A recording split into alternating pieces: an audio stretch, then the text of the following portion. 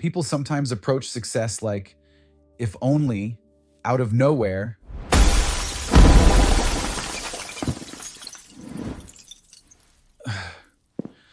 a giant golden nugget would appear. Now, this was developed by Harvard Business School professor Michael E. Porter. It allows you to assess the forces that shape industry competition and profitability so you can anticipate threats, leverage opportunities, and build defensible positions in your market. So let's begin with a breakdown of each of the 5 forces. First, competitive rivalry. It examines how intense the current competition is within your industry. Are there many similar businesses fighting for the same customer base? Are prices being driven down? Are marketing messages getting drowned out by noise? The higher the rivalry, the more pressure you face to stand out. A saturated market doesn't mean you can't succeed. It means that your message and positioning must be more strategic and intentional. Second, we consider the threat of new entrants. Every industry faces the possibility of new players entering the space.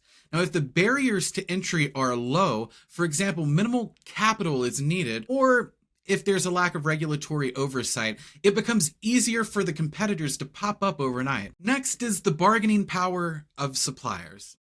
If your business relies heavily on a handful of vendors or service providers, and they can control pricing or supply availability, you're at risk. If a supplier can raise costs or cut off access without much consequence to them, your business is vulnerable.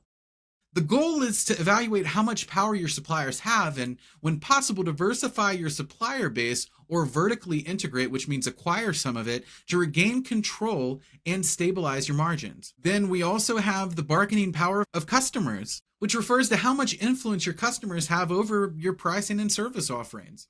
When customers have many choices and low switching costs, they hold the power.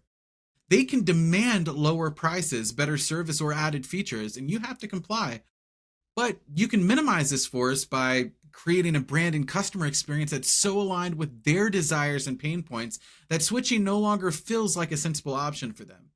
Even if a competitor offers something cheaper, when your value goes beyond price, you remove yourself from the commodity race. In this situation, think Apple to Android. The last force of Porter's 5 forces that we need to consider is the threat of substitute products. These aren't direct competitors, but rather other solutions that solve the same problem in a different way. For example, a gym might be competing not just with other gyms, but with at-home fitness apps, running clubs, or even personal trainers.